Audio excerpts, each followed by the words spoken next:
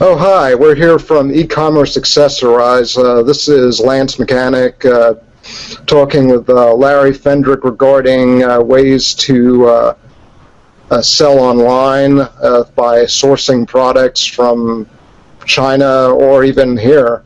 Hi, Larry. Hi, how you doing? All right, so what do you want to know about sourcing products from China? You want to know the difference between Amazon and eBay to start off? Exactly, because in terms of prices, like how expensive a product. Yeah, sure. One of the main differences between Amazon and eBay is that people that are buying off of eBay, they're more sensitive to price. They go on eBay, they want to get the best price on something. So when they're on there, the first thing they look at is the price. They just want to get, the lowest price. They tend to be people that do more research and they know what the different prices of everything are, and they're just very sensitive to pricing. Now, the people that buy products from Amazon, they're in it for the convenience. They just want to go to one place, do all their shopping there, and pretty much, for the most part, they're not really concerned about price. You could put something there for list price, and unless you have like a million other merchants selling it for less, your product's going to sell. So Right. That's the difference. As far as fees go, there's all different types depending on what type of store you have with either one. But they tend to average out about the same thing. The only difference, though, with Amazon is you have a choice of whether you could fulfill it yourself as a merchant. What that means, you just the same way as eBay, where someone places an order and you mail it out and ship it to them.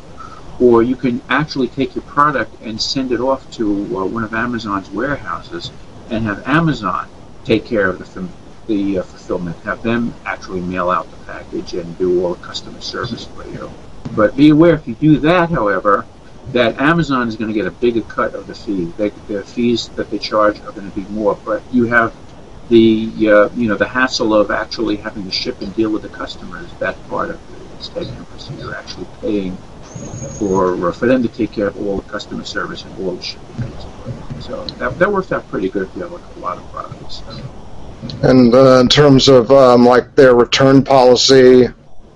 Oh, you're pretty much at their mercy with Amazon with the return policy. Anybody can return anything for any reason. So that's one of the negative things about Amazon. See, on eBay, you could set your own return policy. You can have no returns. You can have limited returns. But on Amazon, you pretty much, the Amazon customer, to take a brand new product that you have sealed in a box, open it up, try it for a month, decide, I don't like this, send it back, and they take the refund right out of your account. But if you factor that into your business, it's, you just have to, that's part of the expense of doing business. If you look on the Amazon message board, you'll see there's a lot of talk about that. They are definitely the biggest retail operation in the world. Oh yeah, that's if you want to get your product in front of like millions and millions of eyes, that's the best way to do it. Right, because they're the one sign that physical products aren't going away just yet. Oh yeah, they have a physical presence in a lot of places. Right, in terms of in terms of going about sourcing products from China, like that can be dicey sometimes if you don't know what you're doing. Oh yeah, you have to make sure you do your research and make sure you find a reputable wholesaler, because there are a lot of scams out there. So your best bet is just to do a lot of research. Right now, is there any particular category of like items that people that are easier to sell than others? Because the thing that I would say is, if you're going to be selling something, pick something you're familiar with, because if you start selling something that you're not familiar with, you're going to run into problems. People are going to have questions. You're not going to really know the product. So for each person, it's going to be something different.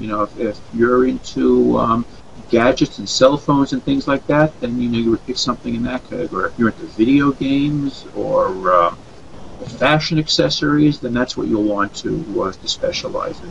Just try to stick to something that you know, something that you're familiar with, something you're interested in, and you'll have the best chance of success with that. Right. The one disclaimer I once heard about video games, even though I know it's certainly more than just kids who play them, is that when like some people wanted to set up products specifically for video games, they sometimes ran into situations where most of the people checking out their content were like 12-year-olds who, of course, had no discretionary money of their own. Well, if you're selling on a site like Amazon, you're going to have to have an account, so you have to be registered with it. Whether it's a parent's credit card you're registered with it, that's pretty much what, like I said, Amazon will take care of the any of the selling issues and the fulfillment. So they're on the hook for any like chargebacks or anything like that. Mm-hmm. And like, what are good ways to find like good deals out there? Just do a lot of research. Right. There's like deal sites or that sort of thing. Yeah, you just go to you just have to go to different websites, do some research, do a lot of Googling, just a lot. You're not going to find somebody, like you're not going to go to somebody and say, hey, I want to get started selling on Amazon, eBay. What's some good sources? Because people aren't going to get. People are very protective of their sources and their little niches that they find. So if you're gonna be selling on Amazon or eBay, you're going to have to really do the research. I mean, there are sites that say join the site, pay this fee, and we'll tell you what to sell. But if you see a site like that, you're probably not going to do well.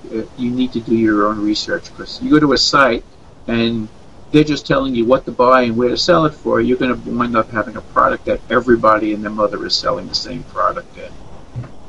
Yeah. New sellers, what they tend to do, the biggest mistake they tend to do when they're selling is they want to get the lowest price. And I see a lot of people, a lot of new sellers on Amazon. I hear them talking on the message boards there too.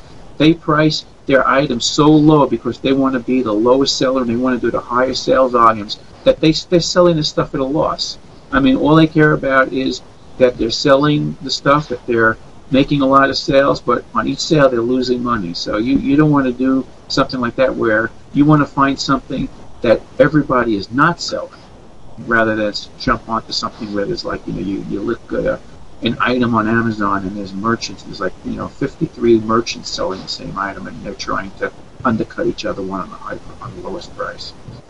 And also there are things such as fulfillment as well, and I mean just shipping and out, but even when you actually hopefully do get paid, how you get it into your own account, which is, I mean, the most popular way would be, depending what source you're using, could be PayPal. I mean, I know Amazon has its own. Well, if you're using Amazon, you're using Amazon Payments, and if you're using eBay, you're using PayPal. That's pretty much it. Right, but even sometimes when you're selling on your own, if you're not selling on Amazon, a lot of people do use PayPal even for their own site. Yeah, well, if you're selling on your own site, you can pick any merchant account. You can use PayPal, you can use Amazon Payments, you can use Google Payments, you can go to your local bank. If you have an account with a bank, a business account, they usually have a payment. QuickBooks has a payment system, so there's... Well, sometimes the thing you have to watch out for is, the reason why sometimes they choose stuff like PayPal is that this way they don't have to fulfill certain criteria, like being SSL compliant, for example, for the website. Yeah. That's one reason, because otherwise there's like also, I believe it's the other one is PCI compliance. You could also have more than one payment thing. I'm sure you've seen, you go to a website and you have your choice: PayPal, Google Payments, Amazon Payments, or a direct merchant account from the bank. You also want to check what fees they charge. If you're going with PayPal, their fees, for your small thing, you're not selling much, that's the easiest one to set up. But if you'd be selling a lot, you're better off trying to get a deal with a local bank or something, so that you pay less of a merchant fee on each transaction. Right. And then they'll usually assist you with setting up a gateway, or they'll have pre-configured gateways that you can just plug into your site. Yeah, that's definitely sounds like a way to go there. Yeah. So this has, been a discussion about how to really get going and what to watch out for when selling products online. So I want to thank Larry for joining me for this. Okay. Thanks for having me. Sure.